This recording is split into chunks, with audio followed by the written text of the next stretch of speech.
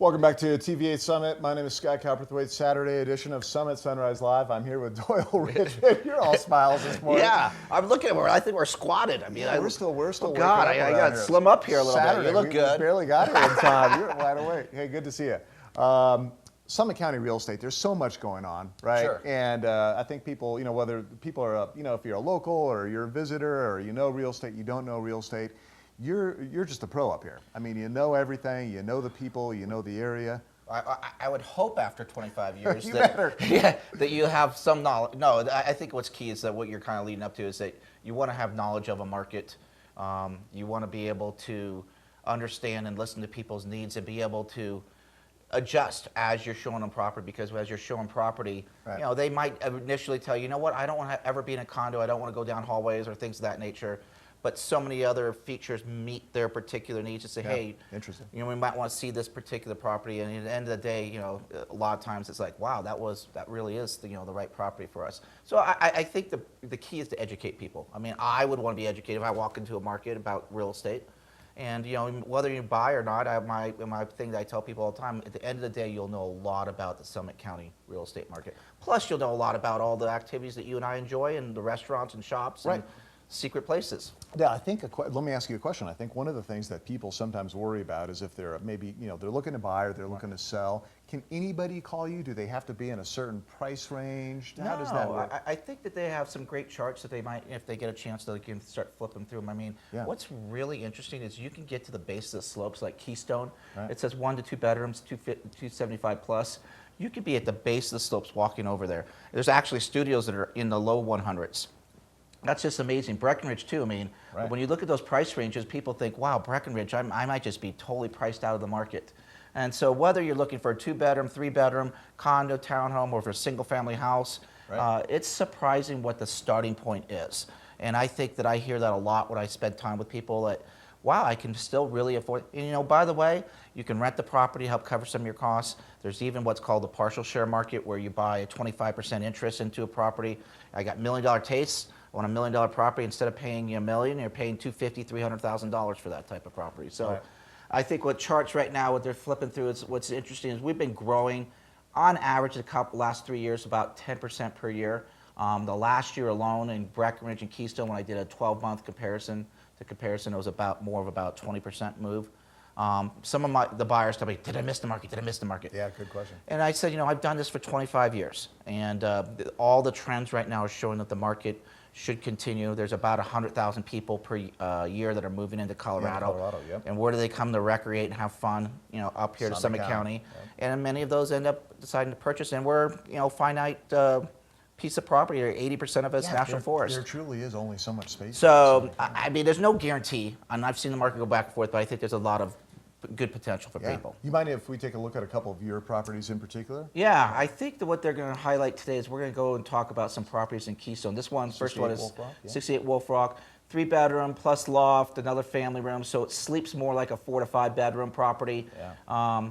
It's in an area called Settlers Creek, where they have a clubhouse called Minnie's Cabin, pool, hot tubs, pool table, wet bar, barbecue.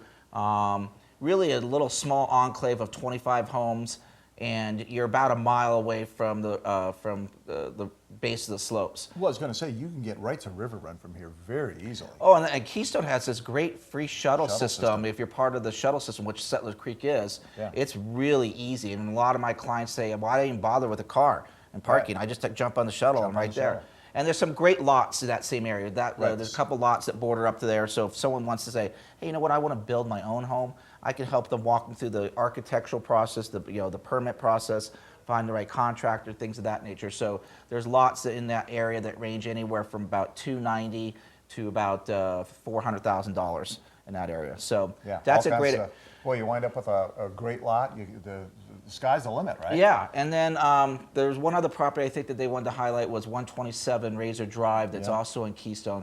It's at the original hunting and fishing cabin area called Level Pass Village. You can see that you look right down at the slopes. You literally can ski down that dirt road on a powder day, because I've done it before. Right there. And you are right at, you could actually make it to Mountain House, ski in, believe it or not. So that's just an awesome property, 730. The rental potential on a property of that nature, you could do about $50,000 in rental income because I know some other people in that neighborhood that are doing that on 3 bedrooms. Wow. So that's just an example that can help cover some of your costs. Right. Well, and again, I think it goes back to whether you're buying or selling, or it's a home for you, or it's a vacation home, or it's just a rental property. Call you. Right. Yeah. Call us. Email us. A lot of people like to go on the internet first. So DoyleRichmond.com pulls up every single listing in Summit County. You can fine tune your search and say, I want a 2-bedroom, 2-bath in Breck, Dillon, Keystone between 300 and 500, and it's going to pull all those up. In the search, tell us that side again, because the search capabilities really are neat there. Yeah, search capabilities, it says DoyleRichmond.com. You can just pull up and like they're doing, filter whatever you want, and it's going to pull up every single listing. You're going to be able to see it.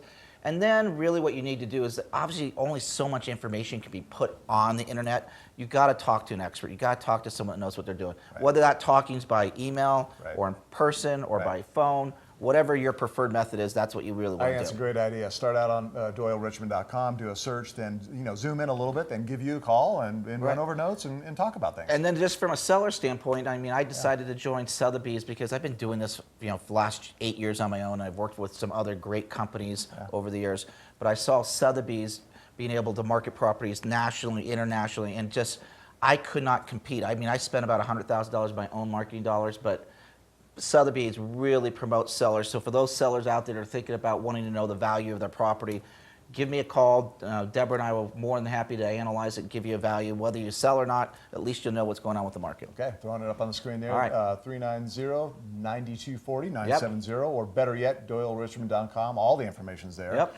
Okay, golf. We got Watch and Win coming up here. I know that's golf? your favorite part of the show, right? Yeah. And, they never let me win, though. I know. I win, but I can't golf. I even go try to grab this thing. We got to go get out there. Watch and Win is coming up after the break. It's 9 holes of happy hour golf. You're going to like that. Oh, I like happy hour at the Breck golf. Golf Club. That's Watch and Win. We'll be back here in a minute. Doyle, thanks so much. Thank you. All right. Take care, Scott. Thanks.